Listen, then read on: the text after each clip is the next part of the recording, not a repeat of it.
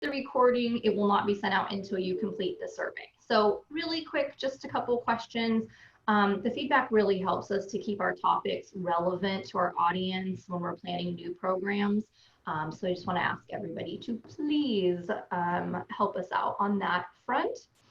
So I want to go ahead and introduce Holly Zoba from Scout Simply with the HSMAI Marketing Advisory Board. Holly? Thank you very much.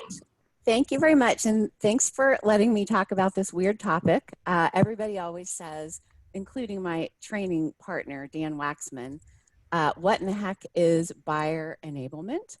So I appreciate you guys being bold and signing up for this without probably really knowing what it is. I also can refer to this as making it easy for them, meaning them, our prospects, our customers, to give you their money. That's really what it means in a nutshell. And that's what I'm going to be talking about. I found this movie clip that I thought was good to play for my California audience. And it really, I think, embodies how hard it is that we make it sometimes for people to give us their money. And in this clip, this guy is simply trying to buy a necklace for his mistress while he's Christmas shopping with his wife. And so any bonus points, if you know what the movie is, you can type it into the chat box.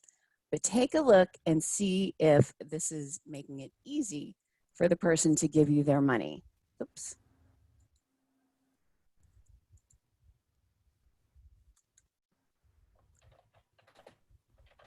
As I said. Looking for anything in particular, sir? Yes, that necklace there, how much is it? It's £270. All right, I'll have it. Lovely. Would you like it gift wrapped? Yes, all right. Lovely. Let me just pop it in the box. There. Look, could we be quite quick? Certainly, sir. Ready in the flashiest of flashes.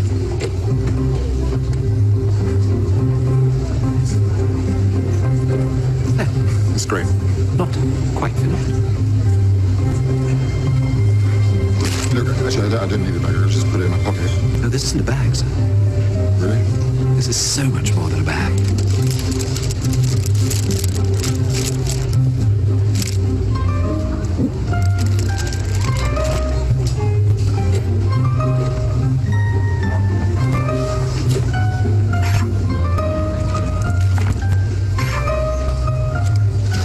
Could we be quite quick, please? Prontissimo.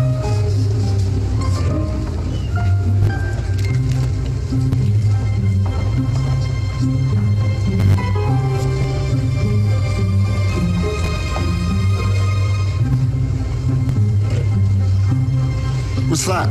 It's a cinnamon stick, sir. Actually, I can't wait. Oh, you won't regret it, sir. What a bet. It is but the work of a moment. Yeah, almost finished. Almost finished. What else going to be? You're going to dip it in yogurt, cover it with chocolate buttons. No, sir. We're going to pop it in the Christmas box. But I don't want a Christmas box. But you said you wanted it gift wrapped. I did. This is the final flourish. Can I just pay? All we need now Oh, God. is a sprig of holly. No bloody holly. But sir, Leave it, just leave it. Loitering around the jewellery section, I see. No, I was just looking around. Sorry, my expectations are not that high after 13 years of Mr. Oh, but you always love stuff. All right, so probably you know what I mean now by buyer enablement. The intentions of Mr. Bean, I don't know what his name was in Love Actually, you were correct, Jamie, was, you know, he was just trying to do the right thing, make it an amazing experience. And in the end, it really just sort of served to drive the customer insane. And you could sort of feel the tension as you watch that. And believe it or not, that's what we end up doing to our customers a lot. I'm going to take about 20 seconds to tell you who I am and really kind of how I got here. I am Holly Zoba. My company's name is actually Scout Simply. And if you notice, my tagline says the search for revenue made clear. My sort of whole world is around buyer enablement and making things easier. I started out in the hotel business so long ago that we used room racks. Do any of you recognize that picture that I just popped up there? It's an old room rack.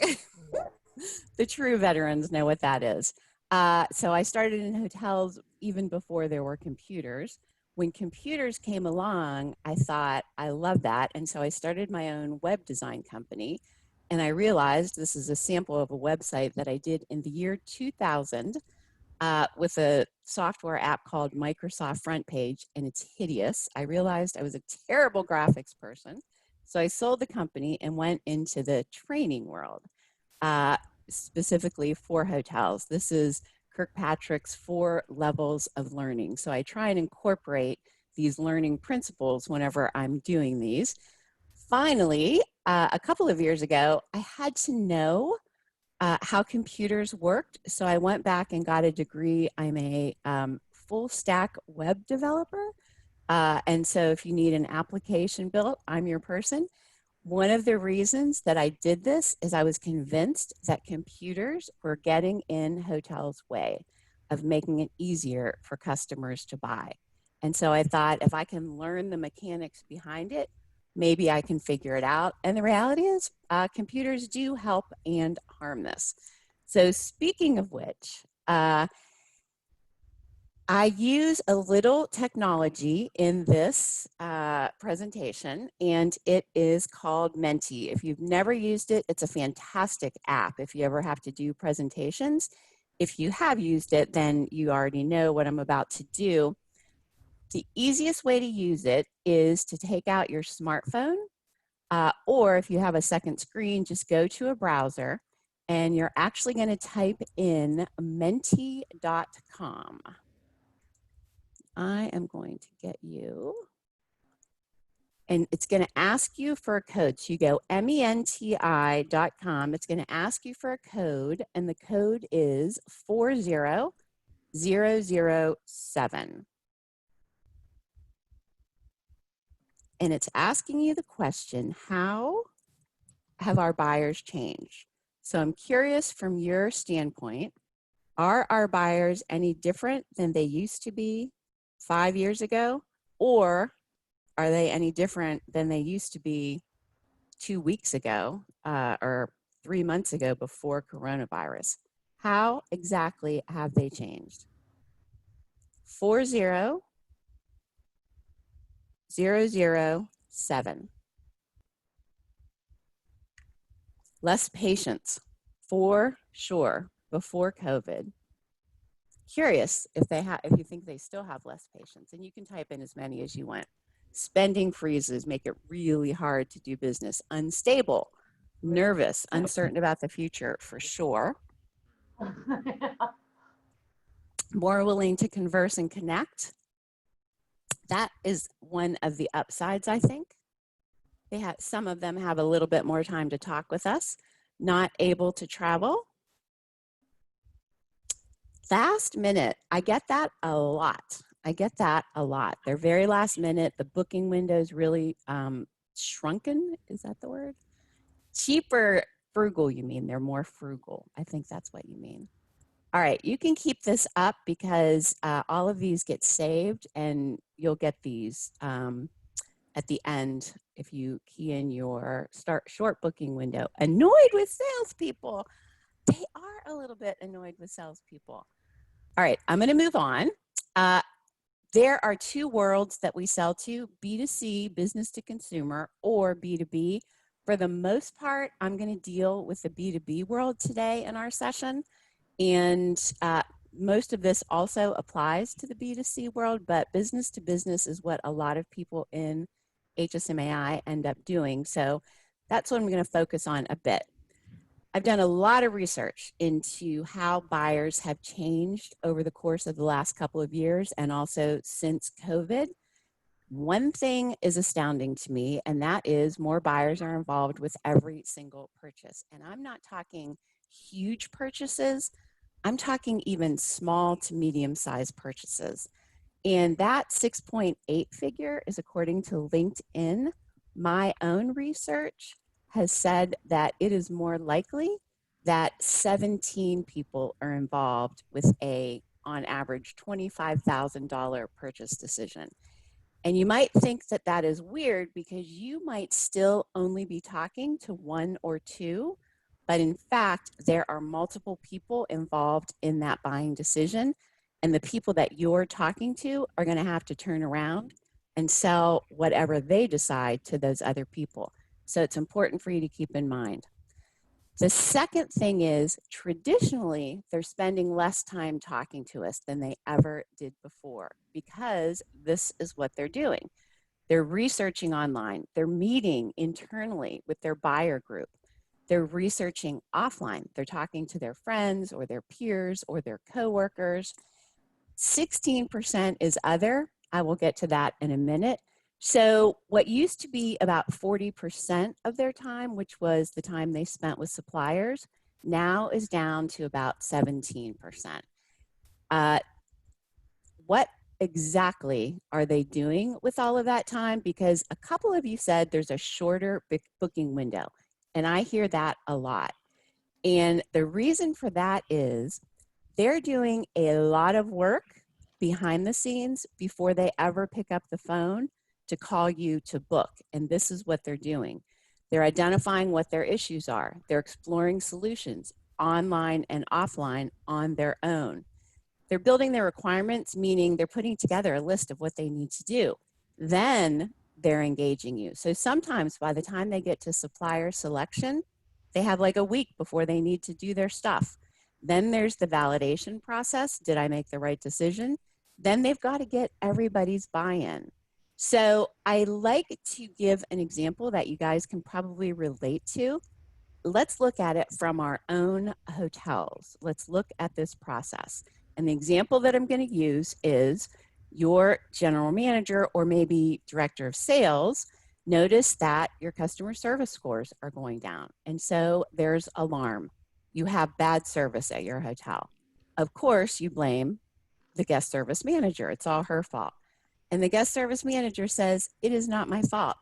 I am short-staffed. Human resources won't give me people to work at the front desk, and so it's not my fault. Human resources says, no, that's not the problem. The problem is you do not do a good job training your people. There's constant turnover. I can't keep up with it. So then the GM gets involved, of course. And so already we have 3 people, GM, front office manager, HR director involved with this, all right? And so they're trying to figure out exactly what they're going to do to solve it. And that's just in the problem identification stage. So they start to do a little bit of homework and they think, all right, let's maybe do some service training. Maybe we need technical training because that's what's causing people to leave so quickly. I think it's maybe leadership training that we need to do. At this point, the GM will likely involve other department heads.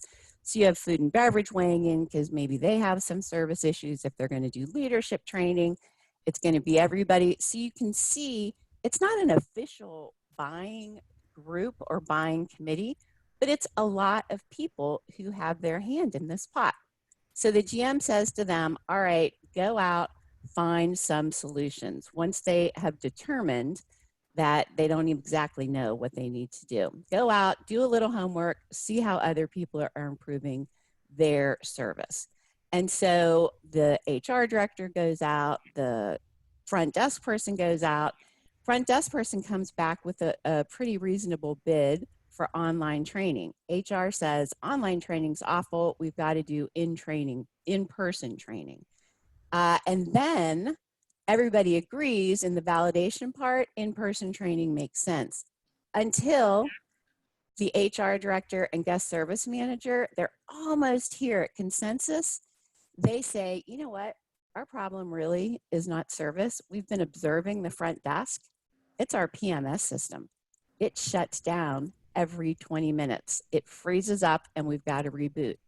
Really frustrating. And so training isn't the issue at all. In fact, they need a new PMS system. And so it goes back to the beginning. As you can imagine, this scenario plays out in companies more than hotels all over the place. Average buying group size, 6 to 10 people. average number of information sources that each one of those people go out and collect, 4.5. Again, online, offline. And quite frankly, this is normally before they ever reach out to a salesperson. So typically, we are not even involved as salespeople yet. And the worst part is, remember that 16% of other that you weren't sure what it was? That's the buyer group spending time deconflicting information. What do I mean by that? As you well know, one of the best examples I can think of right now is whether or not we should wear masks. Everybody has an opinion. Everybody's a medical doctor. They've gone out and they're giving good and bad information. How many of you have read the book, The Mythical Man Month? You can put it in the chat box. The Mythical Man Month. I'm shocked. It was written in 1976 by a software engineer, so apparently you don't keep up. No cause for alarm. I've put together a simple explainer video that shows you why conversations are so complicated. I want you, it's a little bit of math. I'm sorry to tell you, you're gonna have to do math first thing in the morning here. So get your math thinking cap on, and let's see.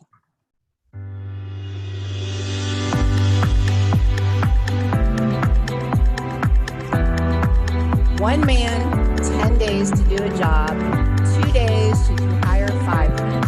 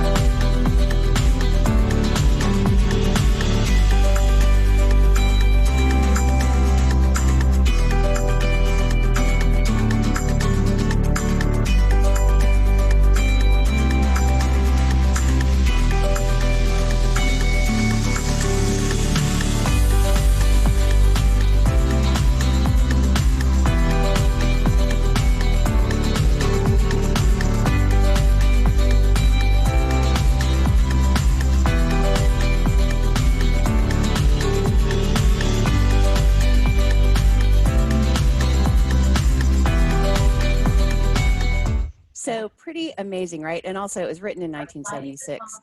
So of course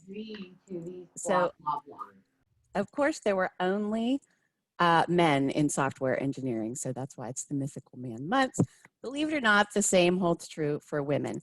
That is software engineering. It's a little bit different in normal communication, but not that much difference. This is a map of a typical buying process.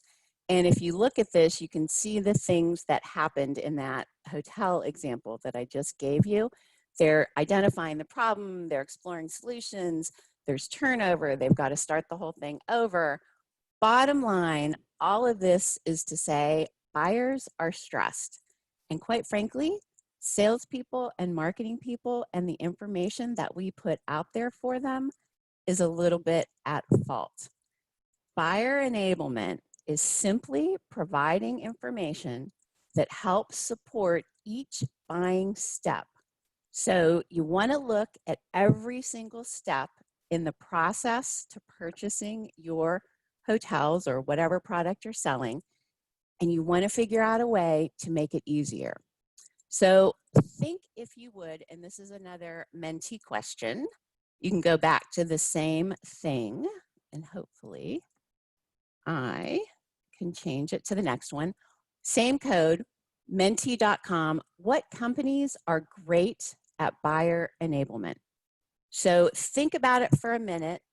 What companies do you spend a lot of money at? And you can think about it in your offline world, in your B2C world, in your B2B world, Apple, nobody makes it easier than Apple to spend your money. Well, okay, except for Amazon. Amazon makes it easy. Who else makes it easy to spend your money? That's very sad. Oh, Costco does. It's very true. Costco does. It's very true. It's pretty funny. There's not a ton of companies that make it easy. There are more than you're listing here, but there's not a ton of companies that make it easy. Amazon always comes up, so I like this Amazon example. I have 2 dogs and one is getting really old, and so I thought I needed to buy it a wheelchair so it could go for walks with us. But Amazon is so smart, it told me no, what I needed was a stroller for my dog. So you go onto the Amazon site and it makes everything so easy for you. I see the prices, I see the options, I see the descriptions. They make me comfortable when I'm making a decision, that validation process, because the reviews are right there. These are all their buyer enablement tools. They help me make sense out of whatever it is that I have to buy. And good news is, literally at every step along the way, here is my stroller with my puppy. It all worked out beautifully. She could fit because Amazon gave me the dimensions, gave me the weights and sizes of dogs that go in their strollers. They took all of the stress out of it. Who's the worst at buyer enablement? I'm not going to make it a mentee question, but think to yourself, who makes it difficult for you to spend your money? And the answer is every industry that has been disrupted and many other industries that will likely be disrupted in the not too distant future. One of the best examples that I can think of is taxi companies. They're a little bit awful. If you think back before Lyft and Uber, when you were going to get a taxi, if you didn't live in New York City, you had to ask and answer all of these questions. Where do I call? What's the name of a cab company? Like, I don't even know. Yellow Cab, is that like the real name? Maybe one's just going to pass by that's empty. How long is it going to take? How much is it going to cost? Well, they take a credit card without an argument. Bottom line, you just sort of had to hope for the best. Very easy to disrupt because there was no buyer enablement involved. Enter Lyft. They just made everything so much easier. They took every single buyer engagement point and they simplified it. Just press a button on your phone. Maybe one's going to pass by. How long is it going to take? They answer all of your questions visually. It's very clear and it removes uncertainty. Will they take a credit card without an argument? That was always my worry. Like, they really would prefer cash. And so there's always a big argument. Lyft just removes all that stress. There's no, going back and forth. It's just done. With taxis, you just sort of had to hope for the best. With Lyft, you can actually watch your driver approach. You know how far away they are. It enables confidence that they're going to get there, and it removes fear. That's buyer enablement. So my final mentee question for you is, how easy do we make it at our hotels for people to choose us on a scale of 1 to 10, 1 being hard, 10 being easy? I should have probably done it the other way. How difficult or easy do we make it for our customers to buy from us? And when you're answering that, think about the Lyft example and the taxi example.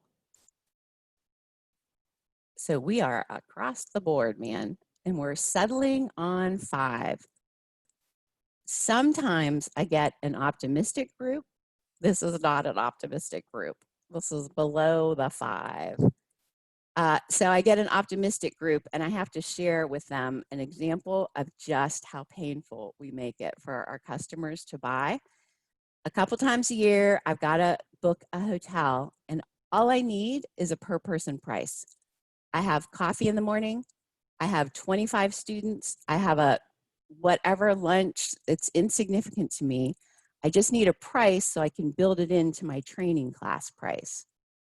And this is inevitably what I get from my hotel. And the worst part is I don't get this from one hotel. I'm forced to go on Cvent. I fill out an RFP for one hotel, and Cvent comes back and says, no, you should ask 8 hotels, which is crazy. And so I get this from 8 hotels, and can anybody here tell me how much per person I'm going to pay? And then they send me, and I'm using the Boston Harbor because this is just one example, but I get 6 or 7 attachments from every single hotel. And literally, I'm having 25 people at my meeting. So the reality is we really make it difficult at almost every step for our buyers to buy. I teach literally a 28-day class around how to make each step easier, but today I'm going to focus on one area, and that is supplier selection. I'm going to throw out some buyer enablement tools for you. Don't panic. I'm going to give you some very specific examples, and you'll see most of my examples are free and easy. They just require a little bit of effort. So the buyer enablement tools that are helpful at the select supplier stage, meaning when they finally reach out to talk to you, you should be a recommender. You, as the hotel person, are the expert. Give them a calculator. Make it easy for them to figure out their return. Do a simulator. Make it easy for them to see how it's going to work. Probably the most important thing we can do in this stage is to be a connector. Connect the dots. Make your solution the obvious choice. Checklists are really helpful. Benchmarks are really helpful. So I'm going to give you a couple of examples of before and after. Being a recommender, instead of offering a million options, make a suggestion. You are the expert. Currently, this is pretty much what we do when somebody asks us for a menu. First of all, we can barely see a banquet menu online. Mostly the hotel makes us pick up the phone and call them. I just want a simple lunch, and I get 27 pages of a banquet menu. All that I want is a recommendation. You're the expert. I don't know about lunches. I don't know about food. Can't you just give me a couple of options? You can tell me if I want to see other options. Here's my banquet menu, but for what you're doing, let me help you make sense of this all. Let me take some of your stress away. These are our 2 really successful entrees. This is what you should do. So literally buyer enablement, instead of giving people 1,000 options, which there are a lot of studies right now that are showing how options overwhelm you. By the way, yogurt sales, you have so many options in the yogurt aisle, they're actually reducing sales because it's just too overwhelming. So don't provide 1,000 options. Just FYI, 306 is how many different yogurt options are in a typical grocery store shelf. One of the best things we can do is a simulator. Demonstrate exactly how our product is going to work for them. Here is an example that I found that maybe you can use for how to demonstrate your product. Is it better to be feared or respected? And I say, is it too much to ask for both? Chat box if you know the With movie. that in mind, I humbly present the crown jewel of Stark Industries' Freedom Line. It's the first missile system to incorporate our proprietary repulsor technology. They say the best weapon is one you never have to fire. I respectfully disagree. I prefer the weapon you only have to fire once. That's how Dad did it. That's how America does it. And it's worked out pretty well so far. Find an excuse. Oh, shoot.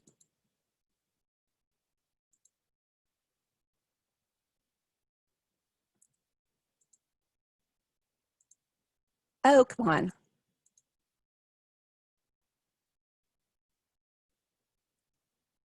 I went to click on the chat and it is from Iron Man and it's a fantastic example, but technology. All right, so I am going to share with you the solution. He does a spectacular demo. You have to actually watch the movie. So the example that I'm going to share with you, in the hotel world, what we are a little bit being forced to do today is virtual site inspections. And sometimes we can do real site inspections, which is our example of a simulator. Here's the setup, this is what it looks like. But in today's environment, we often will have to do virtual site inspections. This is Prezi. I am a huge fan of Prezi because it makes your life easier. It makes your buyer's life easier if you're doing a site inspection. You can do a Zoom meeting like this and present your products, but the benefit that Prezi brings to the table is if your buyer has no interest in guest rooms or meeting space, you can skip that. You don't have to force them to sit through all of the information. You just click on guest rooms and there's the information. You can insert videos into Prezi and play. All I did for this Prezi, for this client, was just take a snip of their long 360 tour and put it into small modules so that I am only sharing the information with my buyer that they care about. I'm not sharing all of my information. And what you do at the end of your Prezi is send them a link. And so then it's up to them. If they want to delve more deeply and look into everything, they can do it. If they want to share that link with the rest of their buying group, they can do that. So whatever information you're providing to your customers, you want to keep that fact in mind that you're not just selling to them, you need to help them be able to sell to everybody else. That's part of the whole buyer enablement. This next example that I'm going to share with you is just sort of an add-in because I think it should be required that every single hotel person do this immediately. How difficult do we make it for a client to set up a site inspection or a call with us? Does this look familiar to you? I'm doing this in a text, but usually it's done via email. And so the back and forth is insane. Hey, you want to set up some time? Sure. Would Wednesday work? Wednesday's not good for me. How about Thursday? What time on Thursday? I have 2 or 3, both Eastern. Oh, sorry, I thought you were on Central. So 3 or 4. 4 works, great. Like, let us cut that out. There is some technology. It's called Calendly.com. I send this to my client. I say, click the link and you can choose a time that works for you. When they click that link, my calendar shows up. My calendar that's integrated with my real calendar. So the only dates and time that show up are the actual dates and time that I have available. So my client just has to pick their time. What happens then? They get this confirmation. I ask them to key in their name and their email address. That's it. They get this confirmation and both of us have a, oh, look what came up on my thing. Both of them have a Zoom invite in their calendar, like that. That is making it simple for somebody to do business with you. Calendly.com. One of the most critical things that we need to do is connect the dots. That's our, as salespeople or as marketers, it's our primary role. We need to make our hotel the obvious choice. And there's a bunch of ways we can do that. This is not one way. There's a new concept going around called the hybrid meeting, which I love. I love the concept. People are nervous, meeting planners are nervous about scheduling a meeting. And so they want to have a meeting where some of their people are on site and some of their people can't travel. And so they're dialing in. So in order to do that, we've got to partner with our audiovisual company. We really need them. And so this is typically what our audiovisual company is going to send out to our customers to explain what it is that they're going to need to purchase. It's very confusing. It's very stressful. Instead, again, I go back to Prezi. Let me show you what you can do here. So first of all, you have a visual, and then you can zoom in, and that's where you put the specifics of whatever it is that they need to buy. So they can see an audio system. They can see there's an on-site technician. Here he is. They can see there's live streaming. That's what that means. And when you click on each one of them, that's where they put the detail if the person wants it. What they really want to know is, this is what you can do. We're going to take care of it. This is how much it's going to cost. Somebody on their buying committee, though, might want to know all of those other details. You send them the link to the Prezi, and all the other details are included. So people only have to pay attention to what they know. The other favorite tool that I have is video. I'm going to play a video for you that explains the benefits to a hybrid meeting very simply. Take a look.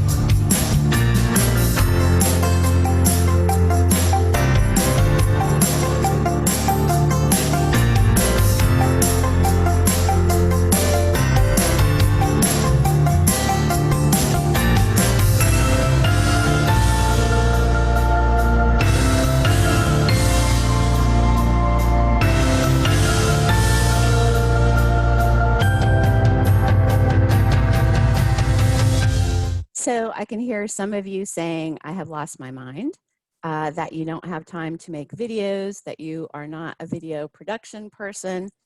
Lumen5.com, highly recommend it. This is typically when I lose people because they go to look at Lumen 5. It's ridiculous. They use AI. All you do as the salesperson is type in your script. So those words that appeared, I sort of think them through. I map them out a little bit, the message I want to communicate. I type in my script. I click a button. Lumen 5 goes out, finds me some logical video to attach to it. And sometimes they're spot on. Sometimes I've got to do a couple of edits. I can make a video in 5 minutes. I incorporate a couple of images from the property, and I'm done. I export it, I send people the link. It enables you to make it very clear why they should choose your property. And in this case, it takes something that's a little bit complex, this hybrid meeting, and explains to your buyer exactly how it would work. I actually have been experimenting with this, and what I noticed is that the next question that comes up from buyers around the hybrid meeting is it going to cost me a fortune? Am I going to lose money? If I have this kind of meeting, what's it going to do? And so I say, and again, you're going to think I'm crazy, build them a calculator. Again, this is an Excel spreadsheet. Took me 20 seconds maybe to build. And what they can do is input, or you can do, is input any of these numbers, and they can find out if they're going to gain or lose money. So projected on-site attendees, if they're going to have, let's say, 50 people, it goes down to 6,800. If they're going to have 60 people, it stayed the same. All right, maybe my calculator's broken. 72 people. Nope, it's still working. If they have more off-site people, the price actually goes down. So this is really a very simple calculator that I provided for them. So they can say, all right, if I buy this 1,600 audio visual package, It's going to take a little bit off my bottom line. Maybe I might have to charge my on-site people a little bit more, take that up to 600 a person, and then it calculates it for you. So you can see everything is done for your customer. It makes it really simple. It's sort of like the Lyft concept, but you don't have to actually develop an app. You just build them a calculator. And just FYI, I totally practice what I preach in the real world. This is my website for my training class, and I have a bootcamp ROI calculator right on my website for marketers out there. You key in the number of people you're going to send through training, and I tell you how many room nights they're going to need to sell to pay for the training. You want to give people tools to make it easy. Checklists, huge deal. Really simple to produce. I spent about 20 seconds searching online for a checklist and found the meeting planning assistance checklist. I, of course, would take this and make it a lot easier, make it more user-friendly, but this is really a pretty good start. For a long time, I was obsessed with banquet menus because in the real world, in our everyday lives, this is how we order food. We go to Grubhub or wherever, and there's pictures of the food and there's prices of the food. Going back to our banquet menu, what we have is typically a PDF with small text and a price plus plus. We can't figure out how much it's going to cost us, so on and so forth. I've been complaining to brands about this, to my digital friends at Marriott and Hilton. Lo and behold, Sendin has a product, and a couple of other hotels have also figured this out outside of Sendin. I have this little how-to video. I'm just going to play a minute of it because we're running out of time. So I just want you to see what's possible. But this is a buyer enablement tool. There's an expense to it. It's really the only one. Everything else I've introduced has been free. And I'm not recommending this. It's just to tell you what's possible. Take a look. Once your client is ready to choose their catering options for their event, they will need to create a YouOrder account directly from the home page of your eMenus link. If they already created a YouOrder account, they will just need to log in. Once logged in, your client will be able to create a new order directly from their My Orders page. To create a new order, your client will need to enter the event name and the event dates. Once the order is created, your client will be directed to a new event details page where they will begin to add in the different functions that will take place over the course of their event dates. From the event details page, your client will select Add Menu to browse your offerings and add their menu choices to each function. As your client selects their menu choices, the items that have choices and add-ons will be separated into sections for them to review and select. Once your client is finished adding their menu choices to their functions, the event details page will display the details of what is added for each function along with the associated cost. On each function, your client will be able to leave a comment for you to review, edit the function details, copy the function to another day, or delete a function if necessary. So I'm going to stop it there. It goes on. It's a good tool, and you may be saying to yourself, isn't that conflicting? Does not make it harder for them to buy? We're making them do all this work. The key here is you're giving them options. There are some buyers who don't want anything to do with that. They want you as the expert to recommend to them what they have the total price. There are other members of their buying group that would very much like the control of saying, all right, I would like to save some money. How can I do this? That is a product. If you look at Northern California, Fairmont Hotels, they figured out a different way to do something similar that I think is a little bit easier. And so you should see what options are available. Again, it's a buyer enablement. You're just trying to make it a little bit simpler for that buyer to make that connection between what you're selling and the solution to their problems. This is just a recap of the buyer tools that we talked about for this stage. Hopefully it wasn't too overwhelming. Hopefully I haven't added too much stress to your life. I'm gonna end, we're gonna open it up for some questions, but I'm gonna end here with one of my favorite quotes. It's not the strongest of the species that survives, nor even the most intelligent. It's the one most adaptable to change. Our customers have changed. Digital, this stay at home, particularly with COVID, has really upped people's digital game. And so it's more important than ever that you guys sort of step up and get there. This is my 30-second sales pitch. HSMAI and I have partnered together, and we're now offering the Hotel Digital Sales Essentials class. You can find out more information. It's this plus a whole bunch more because you have to do all of these and some different tools at different stages of the buyer's process. And I did it with 8 minutes to spare for any questions. That is it. Thank you all very much. Do you want to, Heather, do you want to put yours up? Are there any questions? You can type them in the chat box. I'm gonna unmute switch yourself. over.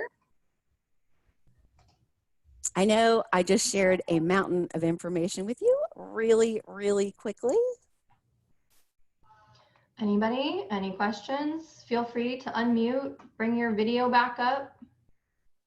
We'd love to see everybody's faces. Somebody already said they were having a bad hair day, so it wasn't an option. Lumen 5 is the video maker. You really have to test it out. Like I just trained somebody on it yesterday and they sent me an email and said, how did I live without this? It's so simple to make your point visually. Highly recommend it.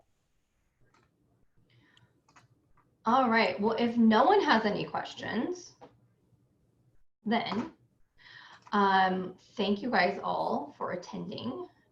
My slide is not switching. Here we go. As always, we have our HSMAI Global Coronavirus website being updated constantly with new information for reopenings. So make sure to visit there. I do want to let everyone know we've got a great event coming up July 22nd. We are partnering with the Los Angeles chapter of HSMAI to do a all Southern California STR update and forecast for the region.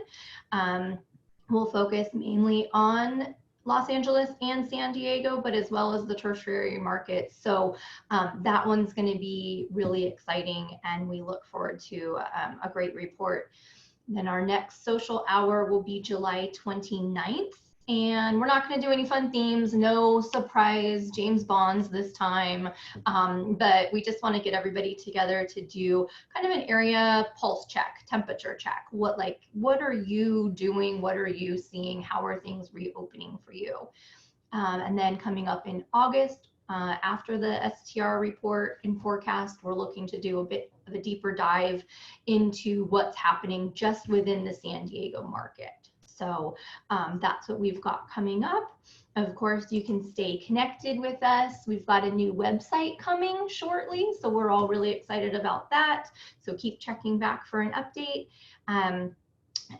Stay connected on LinkedIn. That's where we're posting most of our events, as well as Facebook. And if you have any questions, feel free to reach out to any of us regarding membership or program details. And again, please complete the survey.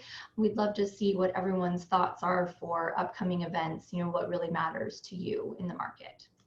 That's it. So thanks, everybody. We hope to see everybody again soon. Thank you. All right. Bye, everybody.